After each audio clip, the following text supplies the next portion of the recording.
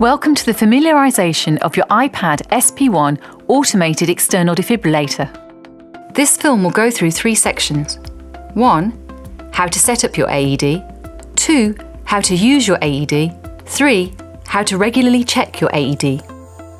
This section will show you how to unpack your AED and ensure it is ready for use. After you have removed your iPad SP1 AED out of its box, the first thing to check is that the electrode pad lead is pre-connected to the front of the AED, and the electrode pads are firmly in the pad storage compartment on the back of the AED. Next, insert the battery pack into the side of the AED in the direction of the arrow on the label. Push it firmly until you hear it click into place. The iPad SP1 AED will now go through a series of self-tests. Follow the prompts and press the flashing buttons when told to do so. Once this process is complete, the AED will turn off. Check the unit status window to confirm that the AED is now ready for use. This window should show 3 key things. 1. A status indicator. 2. A full battery indicator. 3. A full pads indicator. How to fully check your AED will be discussed later in this film. The AED can now be placed inside the orange carry case. Gently pull the edge of the electro pads through the slot in the side of the bag so that the pull tab is visible.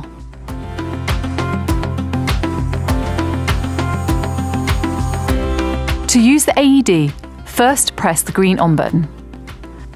A green light next to the pads connector will illuminate to show if the electro pads are properly connected. If that light is flashing, please check that the pads are correctly connected to the unit. If the light is constantly lit, the pad connection is good. The AED will then give you visual and audible prompts on what to do. Follow these instructions. The AED will prompt you to remove the pads and place the pads as shown on the pictures. Should you place the pads at a pace faster than the voice prompts, then the iPad SP1 AED will catch up with you. The iPad SP1 AED will then prompt you to ensure that no one is touching the patient. Stand clear. If a shock is advised, the iPad SP1 AED will charge to a predetermined level and advise you to once again check everyone is standing clear, and then to press the flashing orange shock button. Press the flashing orange button now. The iPad SP1 AED will then prompt you to commence CPR. Begin CPR now. If you press the flashing blue I button, the AED will commence with CPR voice prompts. This includes a metronome for compression rate and a verbal command for when to breathe for the patient. Breathe. Breathe. If you choose not to press the flashing blue I button, the iPad SP1 will verbally tell you how long until it reanalyses. This will be repeated at regular intervals. The AED will also detect if CPR is being performed.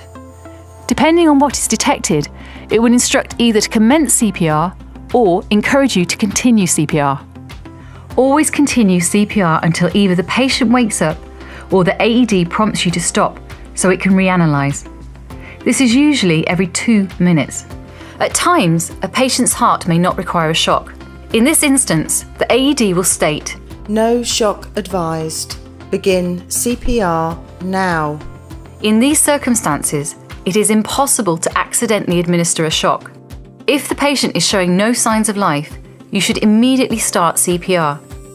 Once again, the AED will say for help with CPR, press the flashing blue I button.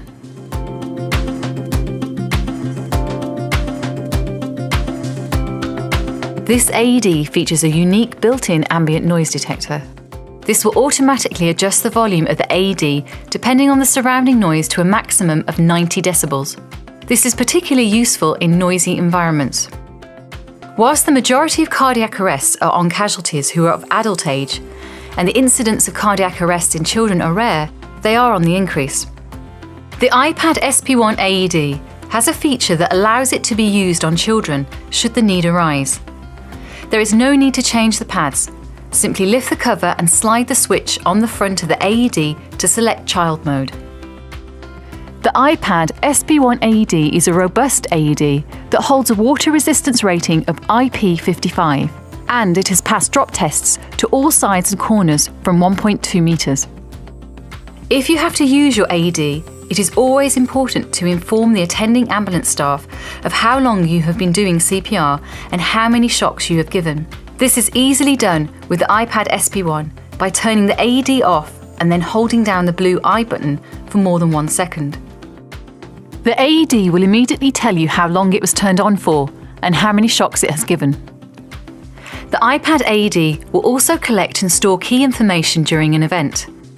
It will record up to 3 hours per event, and it will store the last 5 events. Should it be required, the data can be retrieved using the SD card or infrared connection. Finally, the iPad SP1 AED can be upgraded should your local resuscitation guidelines and protocols change in the future. Some upgrades can be done via the SD card, and others can be done via the connection of the AED to a computer. The iPad SP1 AED performs a daily, weekly, and monthly self-test. However, it is still important to visually check your AED on a regular basis. This is done simply by looking at the unit status window, which is visible through the carrying case. This window shows 3 key things. 1. A status indicator. 2. A battery indicator. 3. A PADS indicator. First, the status indicator will indicate if the iPad SP1 is working correctly.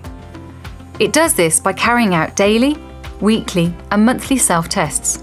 If all of the tests are passed successfully, the indicator will show a circle. If a problem has been found, the indicator will change to show a cross and the I button will flash red. Press the flashing red I button and the iPad SP1 will verbally tell you more about the issue. Secondly, the battery status indicator will inform you of how much battery power remains in the non-rechargeable battery. When installed, the battery has enough power to sit on standby for 5 years. When the battery indicator is at 1 bar, a new battery should be ordered. When the battery indicator changes from 1 bar to no bars, the battery should be replaced at the earliest opportunity. Thirdly, the PADS indicator tells you that the pads are connected to the AED and whether they are in date. If the PADS indicator is full, the pads are in date. If the PADS indicator is showing as half full, the pads will expire within 3 months. New pads should be ordered. If the PADS indicator is empty, then the pads are out of date, and they should be replaced at the earliest opportunity. We hope that you've found this familiarisation film useful. This is not meant as a replacement for hands-on training.